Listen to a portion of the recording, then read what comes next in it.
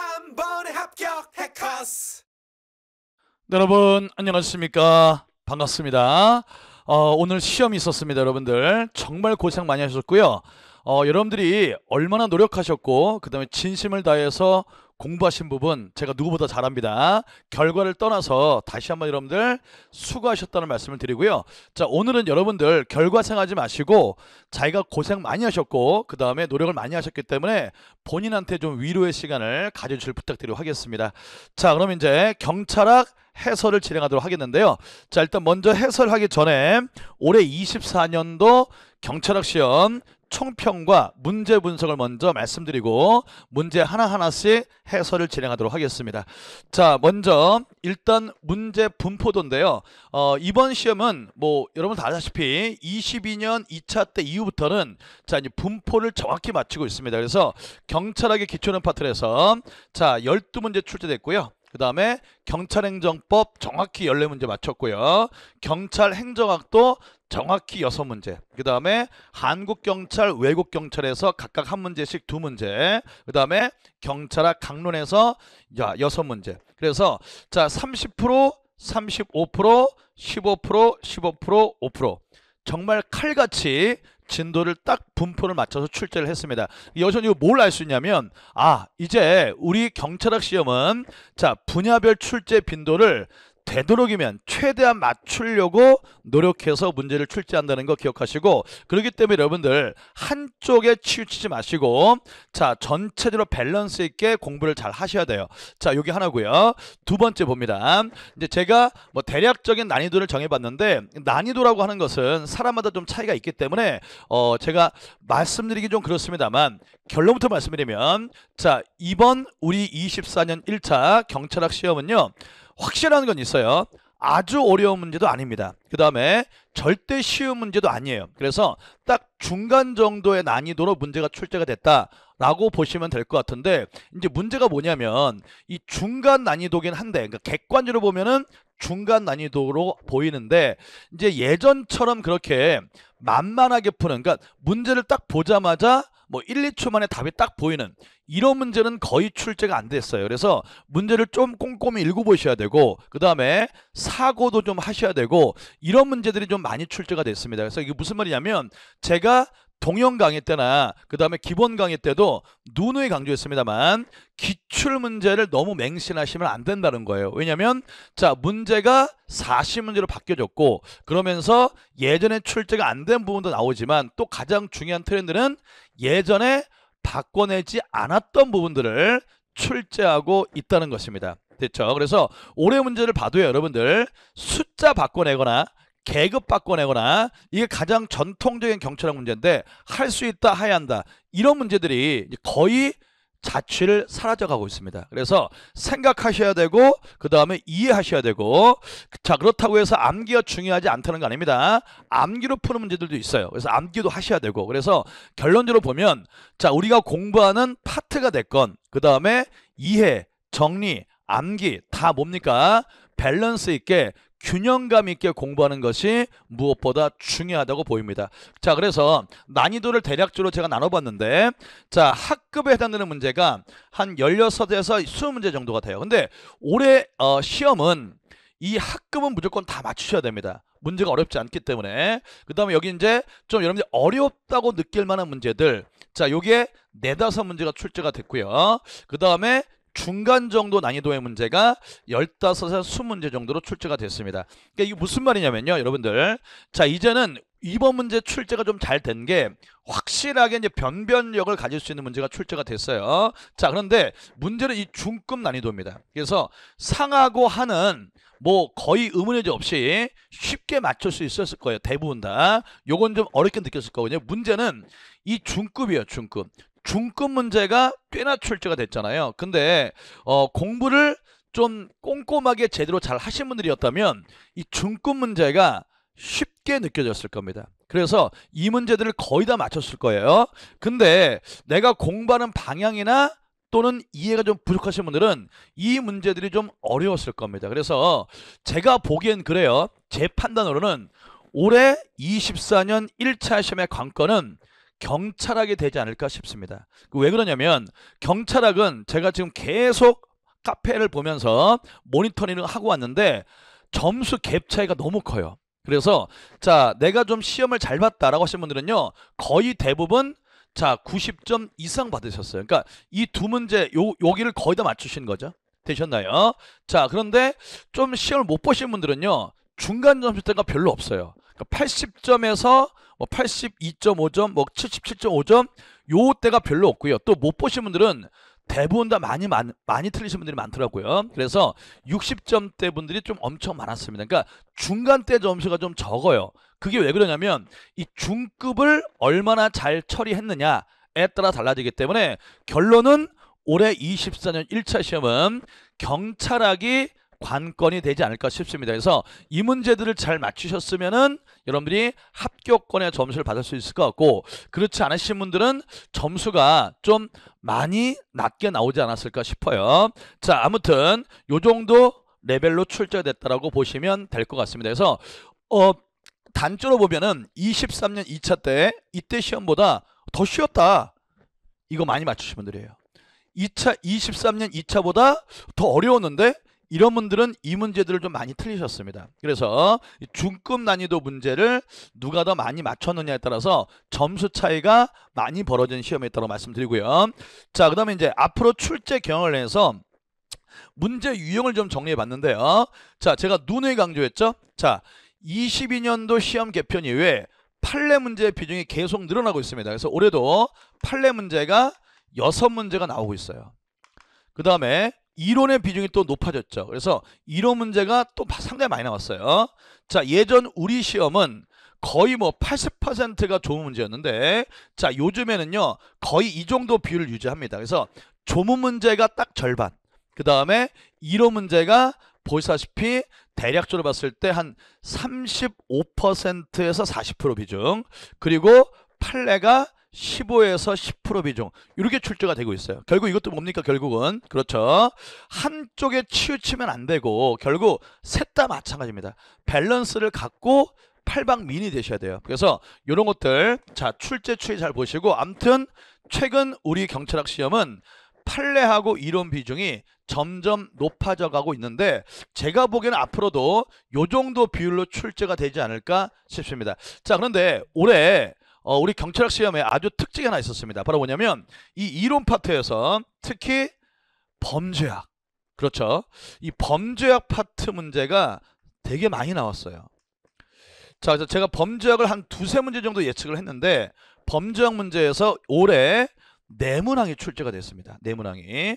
그래서 최근에는 이 범죄학 문제가 이론 파트에서 많이 출제되는 경향이다. 자, 23년 2차 때도 마찬가지였어요. 23년 1차 때도 마찬가지고, 최근에는 이론 특히 범죄학 파트에서 중요도가 높아지고 있으니까 범죄학은 여러분들이 앞으로 시험 대비하실 때 정말 무게중심을 가지시고 꼼꼼하게 공부를 좀 하셔야 돼요. 자, 이렇게 해서 1차 시험 분석을 다 해봤는데, 자, 결론은 이렇습니다.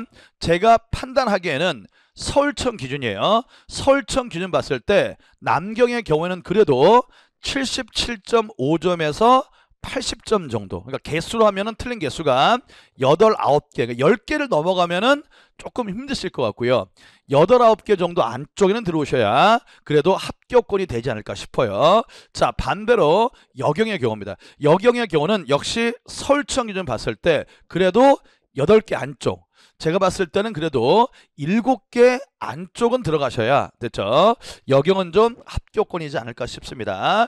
자, 이렇게 이제 대략적인 출제 경향을 좀 분석해 드려봤고요. 자, 그럼 이제 남은 시간 동안 문제들을 하나씩 좀 풀어보도록 하겠습니다. 자, 1번 문제 난이도 학급입니다. 이 문제는 쉬웠죠. 자, 결론적으로 말씀드리면 1페이지에서 9문제가 출제가 되는데 그 9문제 무조건 다 맞춰야 돼요. 가장 쉬운 문제들로 1페이지가 구성되기 때문에 1페이지는 합격을 하시려면 9문제 모두 다 반드시 맞췄어야 됩니다. 자, 그래서 이 문제도 역시 쉬웠죠. 하급이고요. 영미법계 국가경찰에 관한 설명으로 적절하지 않은 걸 물어봤죠. 뭐 다른 거 뭐 제가 굳이 설명할 필요가 없을 것 같습니다. 정답은 2번이 정답이죠. 영미법계 경찰은 국왕의 절대적 권리로부터 유래된 경찰권을 전제로 한다. 틀렸죠. 대륙법계라는 설명이고, 자, 영미법계는 뭐예요?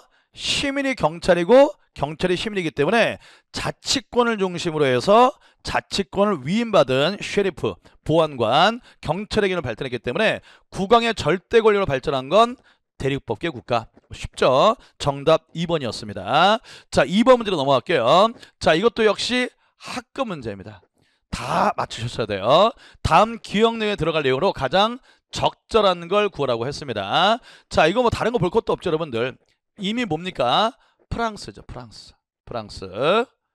됐죠? 자, 이제 프랑스가 나오면 뭘 떠올리게 돼요? 우리가 두 개 떠올리게 되죠. 하나는 행정경찰과 사법경찰을 최초로 구분한 나라, 프랑스의 죄와 형벌 법전이잖아요. 그 다음에 고등경찰과 보통경찰, 뭐 둘 중 하나 답이겠죠. 근데 봤더니 기억은 쭉 보시고 우월한 가치를 지닌 법익을 기준으로 했네요.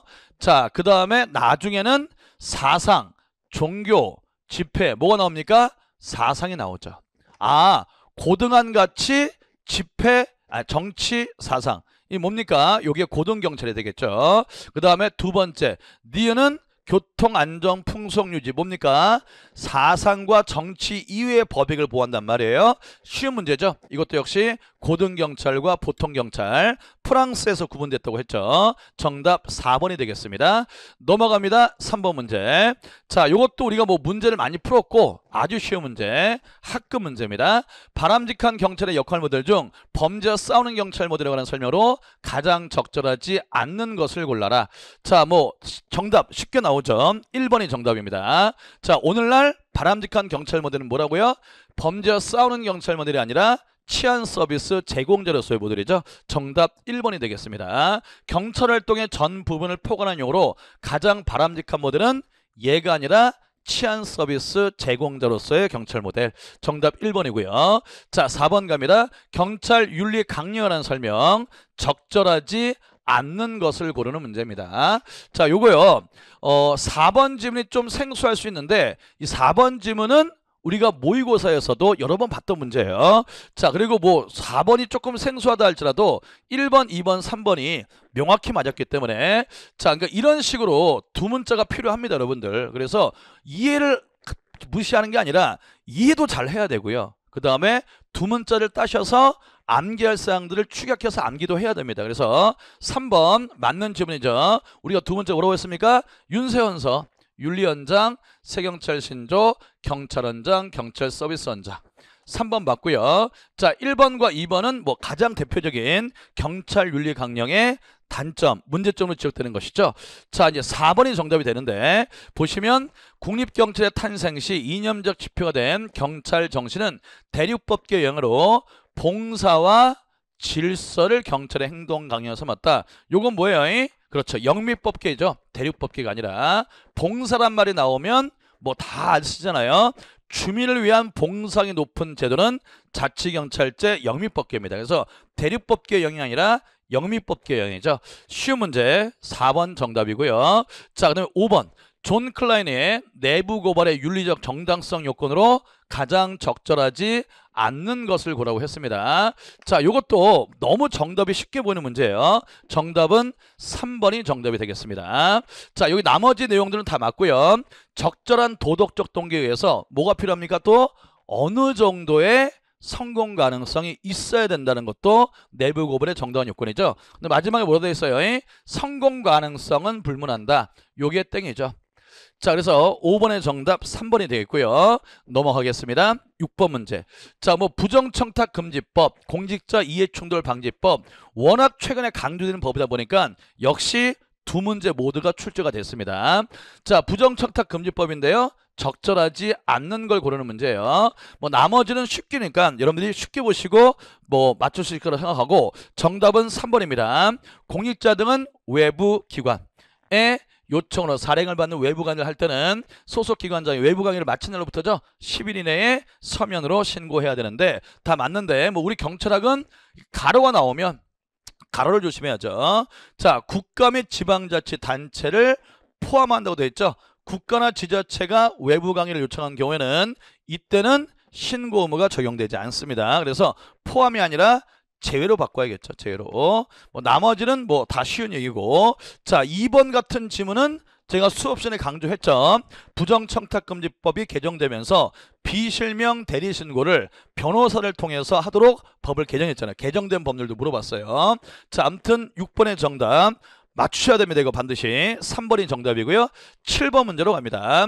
공직자 이해충돌 방지법의 설명으로 가장 적절하지 않는 지문을 골라라. 되셨나요? 틀린 질문 고르는 문제인데, 자, 정답은 3번이 정답이죠. 자, 2번은 제가 부정청탁금지법과 관련해서 비교해서 말씀드렸죠. 그래서 공직자 이해충돌방지법은 부정청탁금지법과 달리 유치원 안 들어가고요. 그 다음에 사립학교 안 들어갑니다. 그러니까 각급 공립학교는 공공에 해당한다. 맞고요. 자, 이제 틀린 질문이 3번인데, 경무관인 세종특별시 경찰청장은 고위공직자에 해당하지 않는다. 땡이죠. 자, 공직자 이해충돌방지법은 고위공직자 뭐라고 되어 있습니까? 2개. 계급은 치안감 이상. 그리고 시도 경찰청장님도 들어갑니다. 그래서 여기 세종특별자치시 경찰청장은 치안감 이상이 아닌 경무관이지만 뭐요? 자, 시도경찰청장에 해당되기 때문에 고위공직자에 해당되죠. 해당되지 않다고 하기 때문에 3번 지문이 틀린 지문입니다. 나머지는 여러분들 봐주시고요. 넘어갑니다. 8번 문제. 자, 이제 8번 문제부터가 범죄형 문제였어요. 자, 요 문제는 제 문제를 좀 보셨다면 쉽게 맞추실 수 있을 것 같은데, 문제를 꼼꼼히 읽지 않으면 어려울 수도 있는 문제여서 중급입니다. 근데 이 문제 그래도 맞추셨어야 돼요, 여러분들. 자, 범죄 원인에 관한 학설로 가장 적절하지 않는 것을 고라고 했죠. 1번 뒤로 깬 아노미론이죠. 사회 규범이 붕괴되어 그에 대한 억지의 상태를 아노미 상태, 이거 뭐라고 합니까? 무정부 상태, 무규범 상태. 맞죠? 1번 맞는 지문이고요. 2번, 자, 2번이 틀렸습니다. 글레이저는 차별적 동일시 이론, 이 맞는데 마지막 부분이 틀렸어요. 이거 조금 생각하셔야 됩니다. 자, 뭐죠? 사회 구조 변화에 범죄 원인이 있다고 설명하였다. 이 부분이 틀렸습니다. 자, 우리가 두 문자 따서 외웠잖아요. 뭡니까? 사회 구조. 사회적 구조 때문에 범죄가 발생한다. 이게 이제 사회 구조 원인론인데요. 사회 구조 원인론은 두 문자가 뭐예요? 아사문화.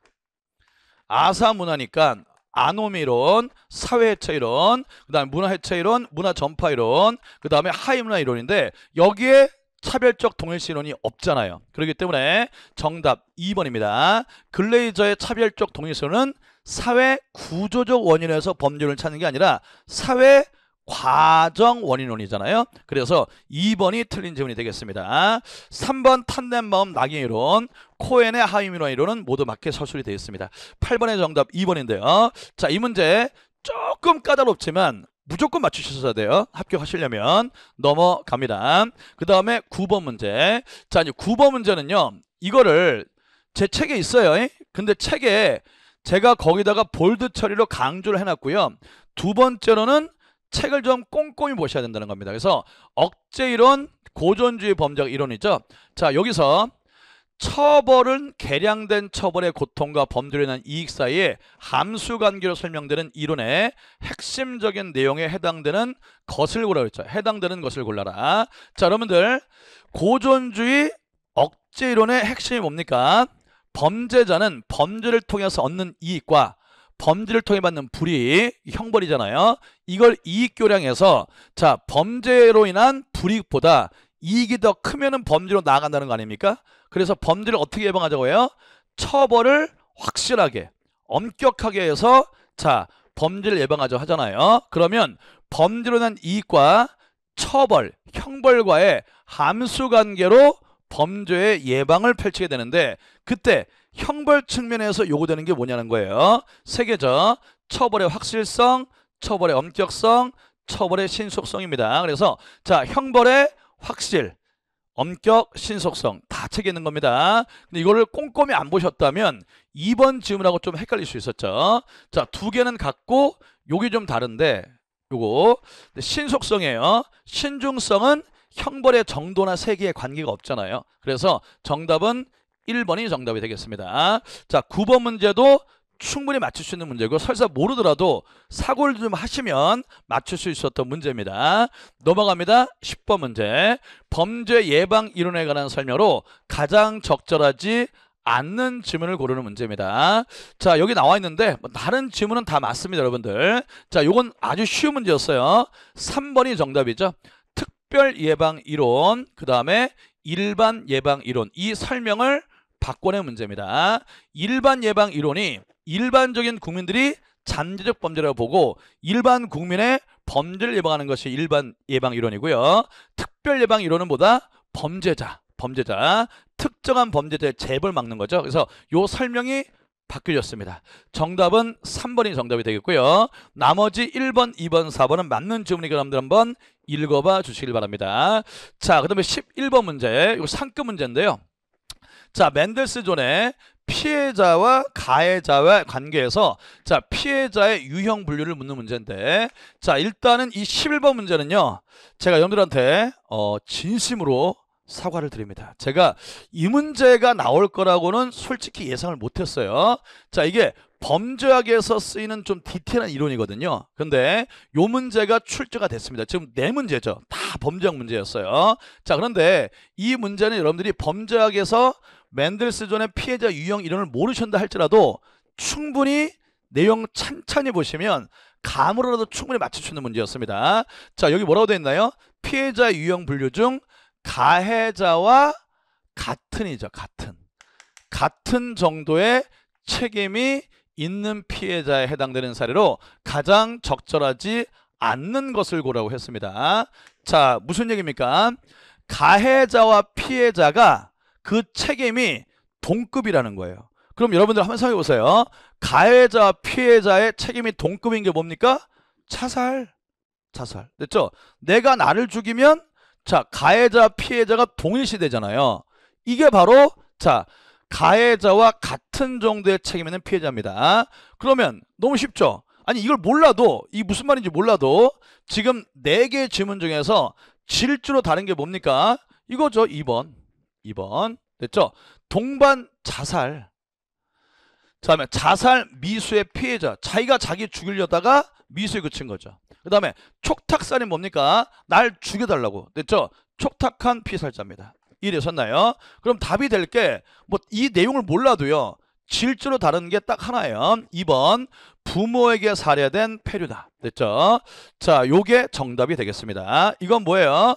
얘가 잘못한 게 아니라 동급이 아니잖아요. 가해자 피해자 동급이 아니잖아요. 정답 2번입니다. 11번 좀 어려웠던 문제인데, 근데 이걸 공부하셨던 분들이 있을 수도 있어요. 근데 그 공부하셨던 분들도 요 맨델스존의 피해자 유형은요 5가지 유형이고 내용이 쉽지가 않아요. 그래서 맞추기 쉽지 않았을 텐데 11번 문제는 조금만 사고하셨으면 여러분들이 충분히 맞출 수 있었던 문제입니다. 하지만 상급 문제이기 때문에 요 한 문제 뭐 틀렸다고 해서 여러분들 대세는 큰 지장이 없습니다. 넘어가죠. 자, 그 다음에 12번 문제 갑니다. 지역사회 경찰활동의 구성요소나 설명으로 적절하지 않는 지문을 고르라는 문제입니다. 틀린 지문 고르는 문제죠. 자, 1번, 2번, 3번 다 맞는 설명입니다. 정답은 4번이 정답이에요. 자, 여기 문제지향적 경찰활동이죠. POP. 문제지향적 경찰활동은 뭡니까? 지역사회의 범죄 발생의 원인이 되는 궁극적인 지역사회 문제를 찾아내서 그 문제를 해결해야 범죄가 예방된다. 이게 문제지향적 경찰활동인데 여기 뭐라고 되어 있습니까? 지역에 관한 정보를 제공해서 범죄를 예방하자는 내용이죠. 자, 이건 뭡니까? 정보 주도적 경찰활동의 모델입니다. 따라서 4번의 설명이 틀렸네요. 넘어갑니다. 13번 문제. 자, 13번 문제. 미군 정식의 경찰관 설명으로 적절하지 않은 것인데요. 자, 요거 여러분들 조금 까다롭게 느껴지는 분들도 있을 수 있어요. 자, 그런데 속어법으로 풀면요 충분히 맞출 수 있는 문제입니다. 자, 일단 3번과 4번은 맞는 질문이죠. 우리가 이게 연도를 꼼꼼하게 외웠잖아요. 그래서 여성경찰 제도가 도입된 건 역시 미군 정식 시기 레디 퍼스트 46년 맞고요. 그 다음에 6인의 위령 구성된 중앙경찰위원회, 얘는 47년 맞고요. 그 다음에 미군 정식에 뭐가 해놨습니까? 비경찰화 작업이 이루어졌죠. 그러니까 이 문제는 2번이 좀 아리송할 수 있는데 1번, 3번, 4번이 명확히 맞는 지문이기 때문에 정답 2번입니다. 자, 미군 정식에 들어서 당연히 전시대인 일제강점기 시대에 자, 각종 압법이 폐지가 됐는데 자, 그 순서를 바꿔냈어요. 자, 1945년 미군 정식의 초창기죠. 이때 대부분의 보안 악법들이 다 폐지가 됐고요. 그 뒤 48년이죠. 요때 예비검속법이 순차로 폐지했다고 되어 있는데 이걸 바꿔냈습니다. 다시 한번 48년도에 여기 있는 보안법이 폐지가 되고요. 그 다음에 예비검속법을 비롯한 대부분의 일제강점기 시대의 악법들이 45년도에 대부분 폐지가 됩니다. 그래서 보안법을 1로, 그 다음에 예비검속법을 45년으로 옮기셔야 됩니다. 자, 이걸 여러분들이 꼼꼼하게 안 봤다 할지라도 충분히 속옷보로 풀 수 있는 문제였어요. 13번의 정답 2번이 되겠습니다. 넘어갑니다. 14번 문제. 자, 이제 드디어 나왔네요. 드디어. 자, 외국 경찰 문제가 출제가 됐는데 적절하지 않은 것을 고르는 문제였습니다. 자, 정답은 3번입니다. 3번. 자, 3번인데 1번은 프레보, 프랑스의 경찰. 자, 프레보. 제가 강의시간에 설명드렸는데 자, 프레보는 뭐다? 초창기 프랑스의 경찰인데 이때는 경찰이 현재 경찰권 활동뿐만 아니라 법원이 행하는 판결도 다 했다고 했죠. 그래서 프랑스는 이렇게 사법경찰과 행정경찰을 다 했던 게 옛날 전통입니다. 그게 뭐라고요? 프랑스 제어형벌법전에서 이제 구별하게 되잖아요. 그래서 법원과 경찰의 기능을 다 하는 프레보를 창설했다. 1번 맞습니다. 2번 독일은 여러 연방주들이 합쳐진 나라니까 당연히 자치경찰제를 하다가 독일 기본법이 제정되면서 자, 국가경찰 제도를 채택하였다. 2번도 맞고요. 4번도 맞죠. 자, 20세기 초 미국의 경찰 개혁운동, 이건 꼭 알아두시라고 했습니다. 자, 이때 1인 순찰제, 이건 제가 꼭 기억하라고 그랬죠. 1인 순찰제의 효과성을 강조한 학자 윌슨이고요. 근데 우리가 경찰의 직업 전문화에서 배웠던 어거스트 볼먼은 자, 경찰에 관한 교육 과정을 개선하는 계획을 추구를 했습니다. 4번도 맞는 질문. 그래서 정답은 3번이 틀렸는데요. 3번은 일단 여러분들 이 연도가 틀린 건 아니에요. 제가 수업 시간에 말씀드렸는데 자, 경찰개혁 및 사회책임법은요, 책마다 이게 좀 기술이 다릅니다. 어떤 책에는 제 책에는 12년도로 되어 있는데 어떤 책에는 11년도로 된 책도 있어요. 2012년이 맞느냐 2011년이 맞느냐 이거는 명확하지 않습니다. 책마다 다르기 때문에. 아무튼 근데 2011년도 이렇게 나와가지고 제 강의를 들었던 분들은 아무튼 맞추면 되는 거죠. 조영강 선생님 책에 12년인데 여기 11년이네. 틀렸다. 아무튼 맞추면 되는 거잖아. 됐죠? 그래서 이렇게 맞추면 도 있어요. 근데 정확한 답은요, 3원 체제에서 4원 체제로 바뀐 것도 맞고, 그다음에 이 연도도 12년 아니면 11년도 둘 다 맞습니다. 자, 맞는데 어디가 틀렸습니까? 마지막 부분이 틀렸죠. 3원 체제에서 4원 체제로 변하면서 자치경찰의 성격이 약화되었다. 이게 틀렸습니다. 자, 지금 뭐예요? 지방경찰 개혁운동이잖아요. 지방경찰 개혁운동을 통해서 3원 체제에서 4원 체제로 바뀌면서 자치경찰제의 모습을 더 강화시킨 거죠. 그래서 약화가 아니라 강화가 맞습니다. 따라서 14번의 정답은 3번이 정답이 되겠습니다. 넘어가죠. 15번 문제. 자, 뭐 올해도 마찬가지입니다. 올해도 마찬가지였어요. 제가 늘상 얘기했죠. 그래서 행정법을 조금만 해가지고 어떻게 맞춰보겠다. 이제 안 된다니까요. 자, 행정법이 이번 시험에 총 7문제가 나왔습니다. 근데 제 강의를 들으시는 분들 다 뭡니까? 행정법은 진짜 너무 쉬워서 3초 만에 풀었다. 그러니까 항상 우리 경찰학 시험은요, 암기할 게 너무 많기 때문에 행정법을 잘 이해하시고 들어가시면 행정법은 반복 안 해도 된다고 했잖아요. 한번 이해하면 평생 가는 거예요. 됐죠? 그래서 이렇게 해두면 행정법 문제가 적게는 6문제, 많으면 7문제 정도 출제가 되는데 그 문제를 너무 쉽게 맞춰요. 그냥 깔고 들어간다고, 깔고. 그런데 왜 행정법에 여러분들이 시간을 투자 안 합니까? 됐죠? 그래서 이 15번 문제 엄청 쉬웠죠? 제 강의 들으신 분들은 그냥 웃으면서 다 풀었습니다. 법치행정의 원칙이라는 설명으로 가장 적절하지 않는 것을 골라라. 정답 딱 보면 나오죠. 2번입니다. 법률 원칙은 법률의 연규를 뜻하므로 위임법에 의해 기본권을 제한할 수 없다. 땡이죠. 이거 헌법에서도 나오죠. 자, 뭐라고 합니까? 법률 원칙에 따른 법률은 법률에 의한 규율도 되고요. 법률에 근거한 규율도 되죠. 법률에 근거한 규율은 뭡니까?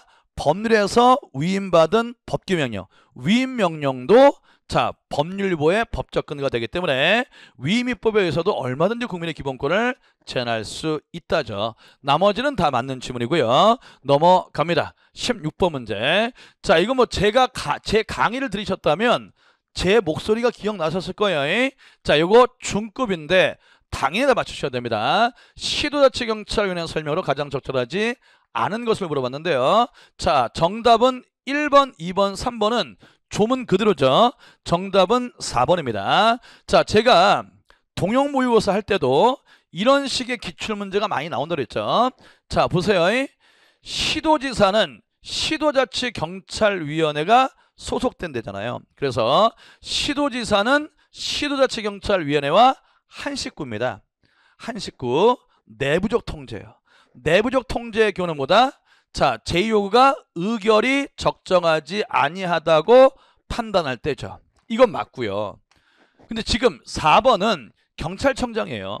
시도자치경찰위원회는 시도지사 소속인데 경찰청장님은 뭡니까? 행안부 소속이니까 외부 통제잖아요. 이게 지방자치법의 기본 원리라고 그랬죠.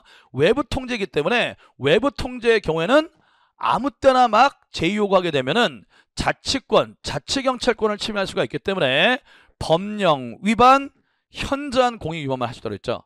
근데 나머지는 맞습니다. 경찰청장이 시도자치경찰위원회 의결에 대해서 제기할 때는 여기 보세요. 의결이 적정하지 아니하다고 판단되면, 의결이 적정하지 아니하다고 판단되면 됐어요. 자, 이렇게 해서 기술적으로 여러분들을 낚이는 문제인데 이 낚이는 문제에 낚이면 어떡합니까? 제가 그렇게 설명을 드렸는데 그래서 자, 요거는 내부 통제니까 요건이 맞고 요거는 외부 통제니까 이 요건이 아니라 법령 위반, 현저한 공익 위배가 돼야 됩니다.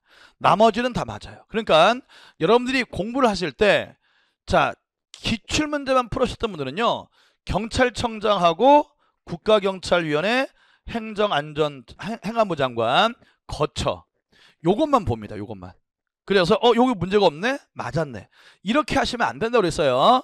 자, 이제 옛날에 기출문제에서 안 냈던 부분들을 바꿔내니까 요건을 바꿔낸 문제입니다. 요건을. 그래서 정답은 4번이 되겠고요. 중급이긴 한데 합격을 하시려면 16번 문제는 제 강의를 들으셨다면 쉽게 맞추실 수 있을 거라고 보고요. 넘어갑니다. 17번 문제. 자, 뭐 누누이 강조했죠. 경찰관 직무집행법 문제. 최근에는 판례 중심으로 문제가 잘 나온다. 판례를 꼭 알아두시라고 했고, 제가 또 판례 특강에서 1번 경감부에 나왔던 판례이기 때문에 이거 나온다고 했어요. 진짜 나왔습니다. 자, 경직법이라는 설명으로 적절하지 않는 지문을 고르라는 문제였습니다. 정답은 3번이죠. 경찰관의 경고나 제지. 자, 경직법 제6조입니다. 범죄 행위가 목전에 행해지려 하고 있다고 인정될 때는 이를 예방하기 위해서 이루어지는 조치입니다. 자, 그러면 경찰관의 경고나 제지. 자, 예방을 위해서, 범죄 예방을 위해서 할 수 있는데 범죄 행위가 계속되는 중 그 진압을 위해서는 행해질 수 없다. 자, 말도 안 되는 얘기죠. 3번이 틀렸네요. 정답 3번입니다. 범죄 예방뿐만 아니라 범죄가 진행되고 있는 경우에도 얼마든지 경고나 제지 조치를 할 수 있다는 게 판례 되셨나요?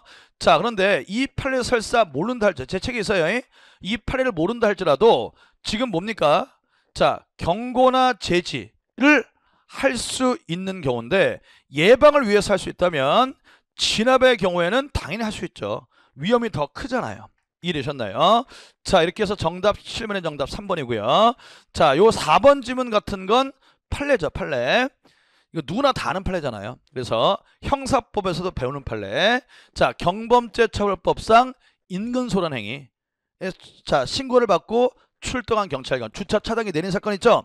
그 판례만 알면은 쉽게 맞다는 걸 알 수 있습니다. 경찰관은 경범죄처벌법상 경범죄에 해당되는 경우에도 역시 6조에 나와 있는 필요한 경우 재지행이 할 수 있죠. 자, 그래서 정답 17번의 정답 3번이고요. 18번 문제로 넘어갑니다. 경찰 장비와 그 사용에 관한 설명으로 가장 적절하지 않는 걸 고르랍니다. 자, 이것도 그냥 보시면은 답이 쉽게 나올 수 있어요. 이건 뭐 우리 경찰을 몰라도 형사법의 기본을 알면 충분히 풀 수 있는 문제죠. 정답 3번입니다.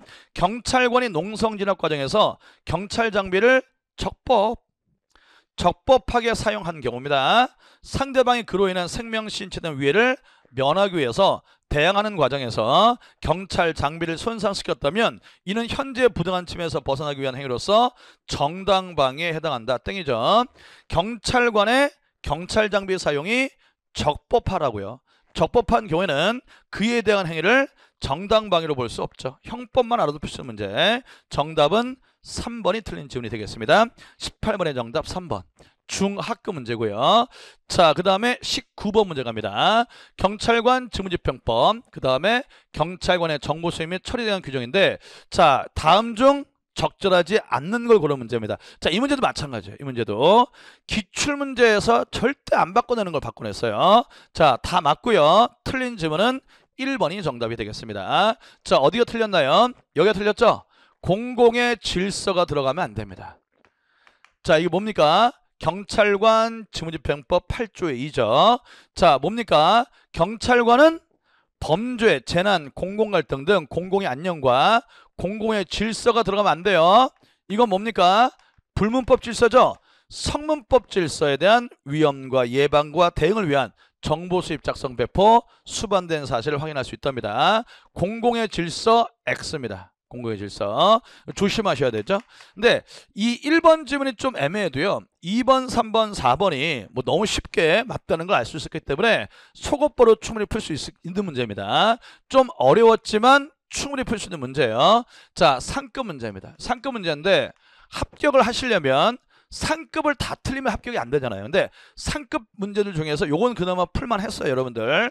상급이지만 요거 문제도 맞췄어야 됩니다. 넘어갑니다. 자, 20번 문제로 가죠. 경찰행정의 실효 수업법 수련한 설명으로 가장 적절하지 않는 질문을 골라라. 1번 뭐 너무 쉽죠. 행정법 문제. 대집행 개념 맞고요. 그 다음에 2번. 자, 2번도 역시 이행강제에 관한 질문인데 2번이 틀렸네요. 자, 이행강제금은 의무자가 의무를 이행하기 전이라면 얼마든지 반복 부과할 수 있고요. 근데 의무자가 의무를 이행해버리면 이행강제금 부과를 할 수 없지만 이미 예전에 부과된 이행강제금을 징수하는 건 할 수 있죠. 징수하여야 한답니다. 하여서는 안 된다. 땡이죠. 어디 규정되어 있다? 행정기본법. 행정기본법. 나머지 3번, 4번 질문은 쉽게 맞는 내용인지 알 수 있어요. 자, 4번은 그 다음에 3번도 마찬가지. 판례입니다. 판례. 자, 우리가 뭐 다 알고 있는 판례였고요. 자, 20번 문제 중급이지만 쉽게 맞출 수 있는 문제예요. 자, 정답 2번입니다. 자, 그 다음에 21번 갑니다. 행정절차법 8조 행정응원. 가장 적절하지 않은 것은 아니 이 21번 문제예요. 자, 그래서 행정법 강의를 제대로 안 들으신 분들은요. 이 문제를 처음 봤대요. 행정절차법을 공부하셔야 되고요. 행정응원이 얼마나 중요한데. 됐죠? 이걸 처음 봤다는 분들이 되게 많더라고요. 근데 제 강의 들으신 분들은 행정응원 나왔네. 너무 쉽게 맞췄습니다. 너무 쉽게 맞췄어요. 자, 정답은 3번이 정답이죠. 행정응원을 위해서 파견된 직원은 다른 법령대의 특별한 규정 행정을 제외하고는 원소속 행정청의 지휘감독을 받는다. 땡이죠. 자, 파견된, 응원을 나간, 자, 우리 경찰 공무원 예를 들면 우리 경찰 공무원이 서울시 요청으로 행정응원 나가면, 자, 행정응원 나간 경찰 공무원들은 상관인 경찰청장이나 시도경찰청장, 경찰서장의 지휘감독을 받는 게 아니라 파견을 요청한, 그러니까 서울시가 되겠죠.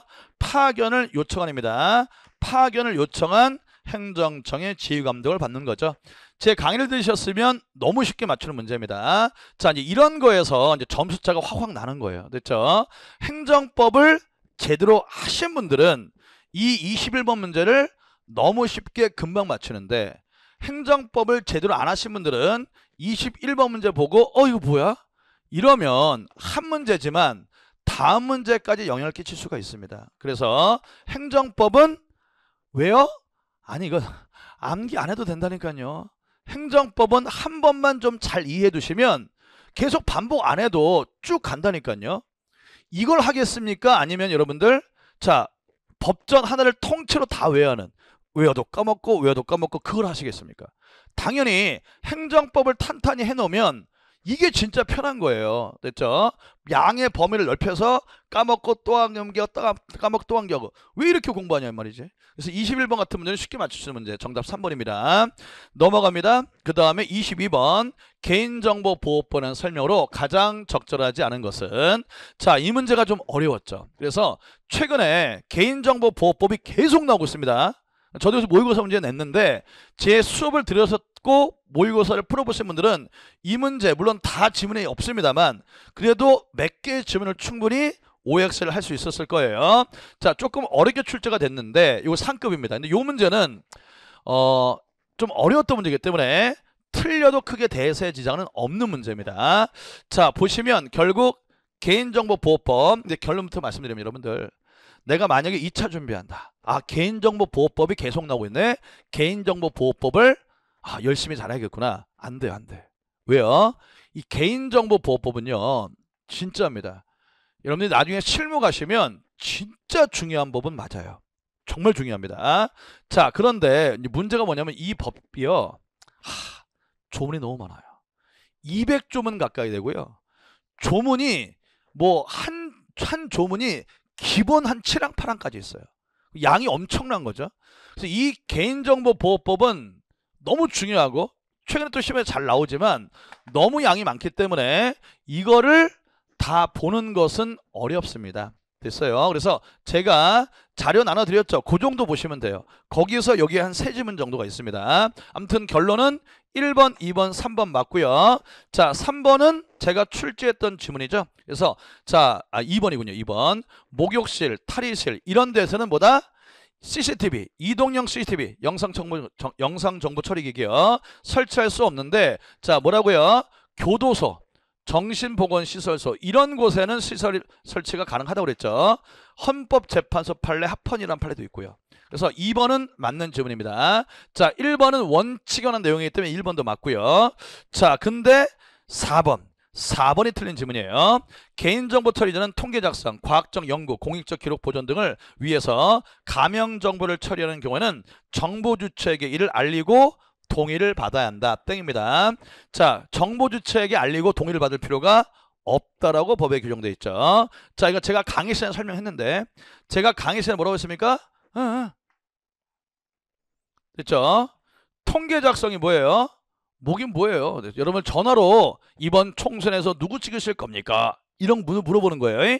자, 그럼 이때 정보 주체에게 반드시 동의를 다 받아야 됩니까? 그거 아니라고요. 그래서 4번은 동의를 받지 않아도 된다고 되어 있습니다. 틀린 지문은 정답 4번이고요. 넘어갑니다. 23번 문제. 자, 이것도 마찬가지. 이 문제도 제 강의를 들으셨으면 쉽게 맞췄습니다. 자, 제가 얘기했죠. 정보공개법 판례가 나온다. 제가 판례 많이 냈죠. 정보공개법에서요. 근데 다른 선생님들이나 다른 강사분들 보면은 판례를 1도 안 가르치는 선생님이 너무 많았어요. 그래서 많이 당황했을 텐데 여기 있는 판례 다 제가 모의고사에서 출제했고 책에 있는 판례들입니다. 쉽게 맞추셨죠? 정답 1번입니다. 직무를 수행한 공무원의 성명, 직위 등 개인정보보호법 제2조 1호에 따른 개인정보로서 공개될 경우 사생활 비밀의 자료를 침해할 우려가 있다고 인정된 정보는 공개하지 않을 수 있다. 자, 이거 앞에 빼면 맞죠. 그래서 개인의 사생활을 침해할 우려 있는 정보는 정보공개법에서 정보 공개하지 아니하시다 되는데 예외가 있죠. 가목, 나목, 다목, 라목. 그 중에 하나가 이거죠. 공무원의 성명, 직위는 공개할 수 있는 정보죠. 얘를 빼야죠. 자, 쉽게 맞췄을 거라고 봅니다. 2번, 3번, 4번은 제가 누누이 강조했던 판례고요. 자, 특히 피의자 신문조서 판례는 제가 나온다고 했잖아요. 대법원 전화적 판결 나왔잖아요. 됐죠? 23번 쉽게 맞추셔야 되는데 이런 문제를 틀리면 안 돼요. 됐죠? 정보공개법 조만 공부하고 판례를 나오겠어? 안 된다니까. 요 판례가 트렌드라니까. 반드시 맞췄어야 되는 문제입니다. 23번의 정답 1번. 넘어갑니다. 24번. 경직법 동법 시행령 손실보상 설명으로 적절하지 않는 질문을 고르는 문제죠. 이거 뭐 너무 쉽죠. 제가 설명드리지 않아도 정답 4번입니다. 손실보상 심의에는 어디에 설치한다? 경찰청과 시도경찰청에 설치하고 경찰서에는 설치하지 않습니다. 시도경찰청은 남겨두고 자 경찰서를 경찰청으로 바꿔야겠네요. 정답 4번입니다. 25번 문제. 제가 국가배상법 문제 나온다고 했잖아요. 국가배상법 문제가 드디어 나왔죠. 국가배상의 설명으로 적절하지 않은 것은 다툼이 있으면 판례입니다. 이것도 제 강의를 들으셨으면 너무너무 쉽게 맞췄죠? 정답은 1번입니다. 자, 경찰관의 부작위로 인한 국가배상 책임. 수업자 얘기했죠? 부작위로 인한 국가배상 책임 나온다고요. 판례 나온다 했죠? 판례 나왔잖아요. 자, 여기서 말하는 법령 위반이란 자, 판례 뭐라고요? 광의설. 자, 형식적 의미의 법률뿐만 아니라 플러스 뭐라고요? 인권 존중, 공소 양속 등등의 성문법에 규정되어 있죠. 이게 나와 있죠. 인권 존중, 권리남 금지와 같은 불문법, 형식적 의미의 법률의 경우가 아니라 할지라도 이런 플러스 알파도 법령의 위반에 법령의 범위에 포함됩니다. 근데 여기 뭐라고 됐습니까? 포함되지 않는다고 되어 있죠. 땡입니다. 땡. 자, 그래서 정답 25번의 정답 1번이고요. 뭐 2번, 3번, 4번 판례는 처음 봤다면 그분이 문제가 있는 거죠. 너무 쉬운 판례, 너무나 유명한 판례 다 썼을 거라고 보고 25번의 정답 쉽게 맞추셔야 돼요. 그래서 제가 지금 이거를 제 강의를 듣는 학생을 기준으로 하게 되면요. 이거 학급이죠. 학급 중에 하죠. 근데 행정법을 워낙 안 하시는 분들이 많았기 때문에 제가 중급으로 올린 것 뿐이고요. 제 강의를 듣던 분들이라고 한다면 너무 쉽게 맞추셔야 됩니다. 25번의 정답 1번. 자, 26번 갑니다. 자, 이건 제가 두 문자 특강에서도 강조했고 설명드렸습니다. 자, 두 문자 제 특강만 들으셨어도 쉽게 맞추는 문제입니다. 행정기본법상 이의신청 적절하지 않은 것 정답은 4번이죠. 자, 이의신청 거친 다음에 결과 통지만으로부터 행정심판, 행정송할 수 있는데 며칠? 60일. 땡. 90일이죠. 90일. 되셨나요? 제 강의를 들으신 분들은 그냥 보자마자 바로 답이 나오는 문제. 26번의 정답 4번입니다.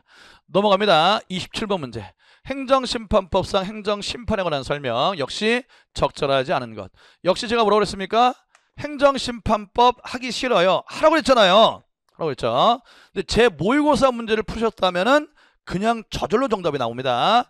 27번의 정답은 몇 번? 2번이 정답이죠. 시도경찰청장. 이거 볼 것도 없죠? 제가 뭐라고 그랬습니까?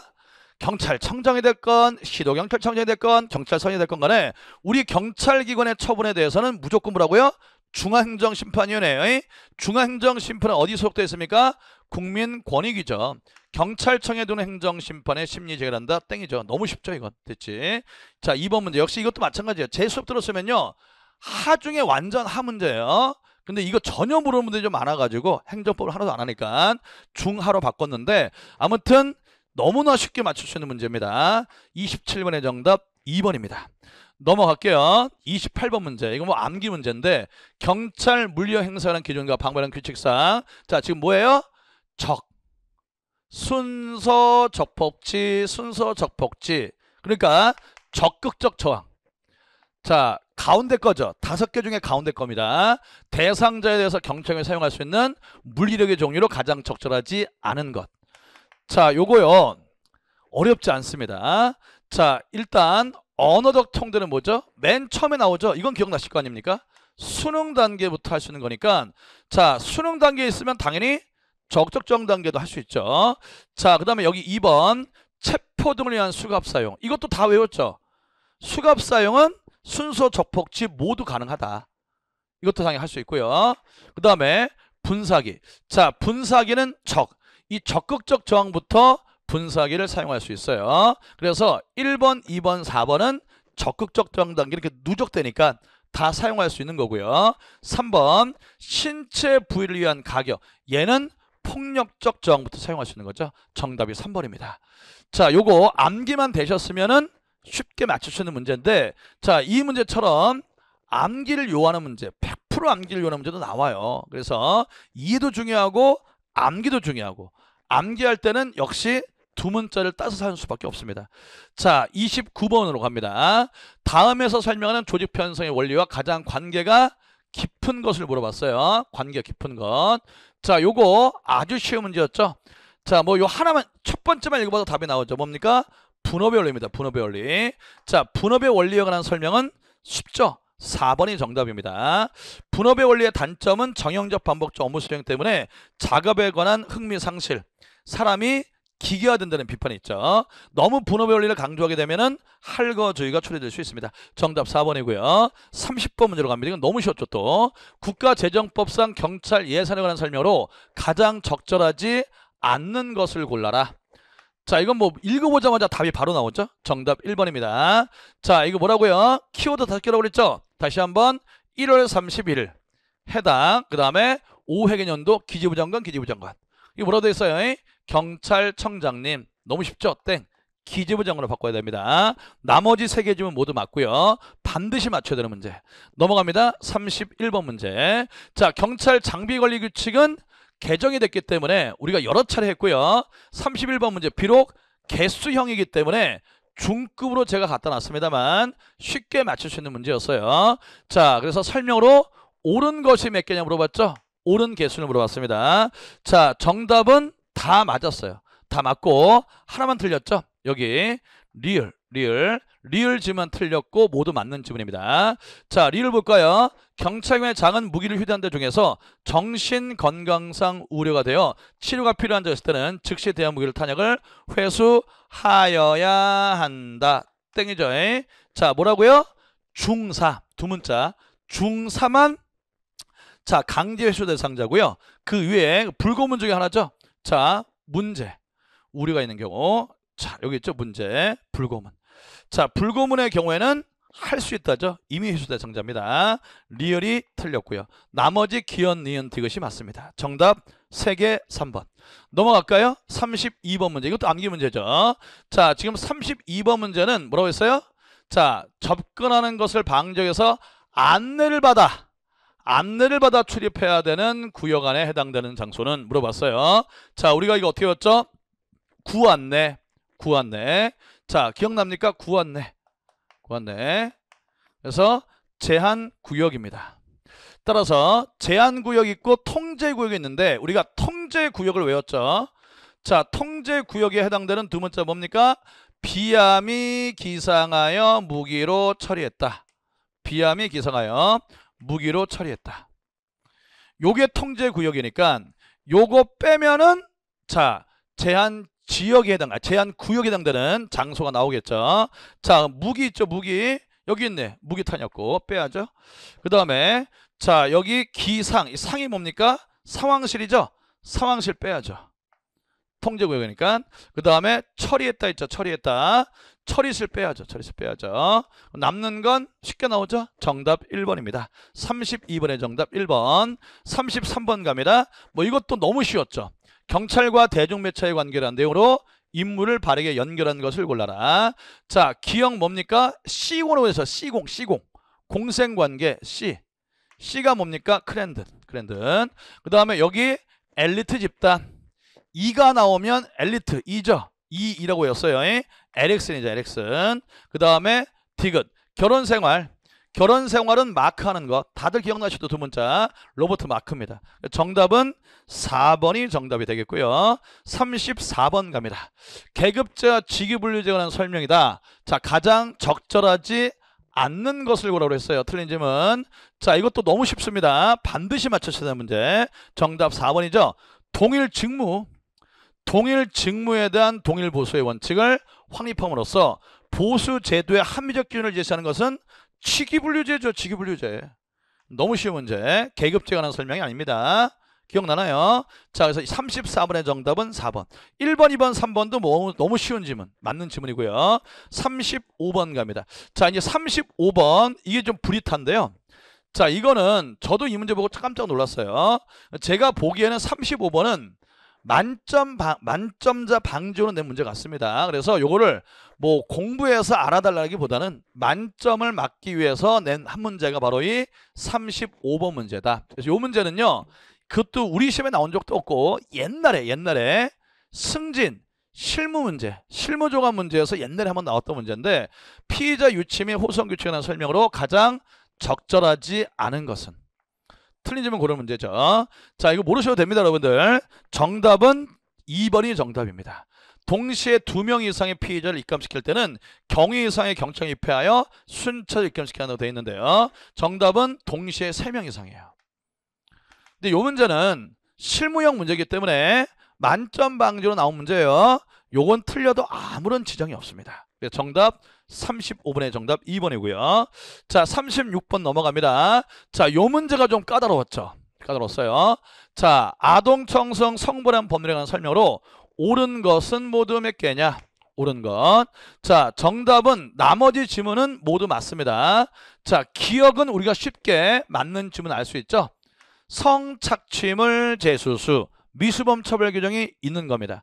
요거는 아동청소년 성착취물을 재수수 제작이니까 미수범 처벌 규정이 있다는 게 맞고요. 자, 그 다음에 니은. 자, 니은 때문에 좀 고민을 하셨을 것 같은데 폭행 협박으로 아동 청소년을 강간할 목적으로 예비 음모한 자. 자, 뭡니까? 성착취물 재수수입니다. 됐죠? 자, 그런데 이때 제작. 그 다음에 강매 강요죠. 성착취물 재수수하고 강매 강요. 요게 미수범 처벌이 있는 거잖아요. 되셨나요? 자, 이때 강이 뭡니까? 강간죄죠. 그러니까 얘는 당연히 미수범 처벌 규정은 있어요. 근데 문제는 이 니은 문제는 미수범 처벌 규정을 물어보는 문제가 아니라 예비 음모도 처벌한지를 물어보고 있죠. 자, 그런데 아청법에서는요. 자, 미성년자 폭행협박 강간범의 경우에는요. 미수뿐만 아니라 예비 음모도 처벌하고 있습니다. 자, 요거는 좀 여러분들이 맞추기 어렵다고 봐요. 자, 그래도 니은, 일단 니은은 틀린 지문. 죄송합니다. 처벌규정이 있다가 나와 있네요. 맞는 지문이고요. 자, 그 다음에 디귿 갑니다. 아동 청소년 성을 사는 행위로 한 자에 대한 미수범 처벌 규정이 있다. 이게 틀렸죠. 자, 성착취물 재수수 강매 강요니까 지금 아동 청소년 성을 사는 행위를 한 자에 대한 미수범 처벌 규정은 없죠. 없어요. 리을은 맞고요. 13세 미만의 삶에 대한 강간죄를 범한 경우는 공소시효 적용하지 않습니다. 그래서 자, 리을은 맞아요. 그래서 여러분들이 자, 기억 리을 맞고 디귿 틀렸다. 여기까지는 하셨을 텐데 니은 지문 요것 때문에 좀 고민이 많았을 거예요. 자, 요 부분은 좀 꼼꼼히 보셨으면 맞출 수 있는데 책에 보면은 요 조문이 있습니다. 근데 요거를 우리가 미수범만 신경 쓰다 보니까 예비 음모 부분은 좀 등한시해서 좀 많은 분들이 못 찾았을 것 같은데 그래도 요거 자, 요 한 지문 때문이니까 그래도 2번 아니면 3번 두 개 중에 고민하실 것 같아요. 자, 정답은 틀린 거 하나 3번입니다. 넘어갑니다. 37번 문제. 가정폭력범죄 처벌에 관한 특례법상 가정폭력범죄에 해당되지 않는 거. 자, 이건 뭐 기출문제 변형해서 낸 거죠. 저도 뭐 이 사례 여러 번 냈고요. 사례 문제 딱 하나 나왔는데 이 문제입니다. 정답 쉽게 보이죠? 자, 두 가지 보시면 되죠. 이 사람들 관계의 가정 구성원이 되는지, 그 다음에 가정폭력범죄 해당지를 보시면 되는데 정답은 3번입니다. 자, 갑과 같이 사는 사촌동생 뭡니까? 동거하는 친족은 가정 구성원이 되죠. 근데 범죄가 뭐예요? 약취유인죄. 약취유인죄는 가정폭력범죄가 안 됩니다. 그래서 요것 때문에 탈락. 그래서 나머지는 가정폭력범죄가 되고 3번만 가정폭력범죄가 안 되네요. 정답 3번이고요. 자, 쉽게 맞추시는 문제였어요. 그 다음에 38번. 자, 이건 뭐 제가 문제를 너무 많이 냈죠. 다들 쉽게 맞추실 거라고 봅니다. 범죄인 인도법에서 규정하고 있는 뭐요? 절대적 인도 거절 사유로 옳은 겁니다. 옳은 것만 모두 고른 것은 자, 절대적 인도 거절 사유 두 문자 뭐라고요? 차이나게 제시보자. 차이나게 제시보자. 자, 기어 범죄인이 대한민국 국민인 경우 임의적 거절 사유죠? 아니고요. 인도범죄 전부 또는 일부가 대한민국 영역. 자, 요것도 역시 자, 임의적 거절 사유고요. 자, 디귿 뭐 딱 보면 나오죠? 이게 차별입니다. 차별. 요거는 맞고요. 그 다음에 리을 인도범죄 관하여인지 왠지 잘 보라고 그랬죠? 인도범죄 관하여고요. 대한민국 법원에서 재판에 계속 중에 재판이 확정된 때 이 녀석도 역시 절대적 거절 사유. 따라서 디귿 리을이 정답이 되겠습니다. 정답 2번. 넘어갑니다. 39번 문제. 자, 그래서 최근에 문제는 쉬워요. 문제는 쉬운데 뭐 우리가 정보경찰 파트에서는 다들 집시법만 하시는데 올해는 이론에서 한 문제가 나왔어요. 자, 정보 배포 연체라는 설명으로 가장 적절하지 않은 것인데요. 자, 요거는 강의만 한 번만 딱 들었어도 지문 딱 보면은 정답이 그냥 나옵니다. 정답은 3번이죠.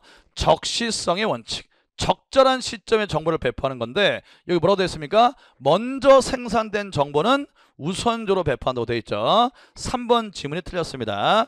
자, 생산된 순서는 관계없고 적절한 시점, 필요한 적절한 시점에 배포하는 거죠. 정답 3번입니다. 40번 갑니다. 2종 보통면허.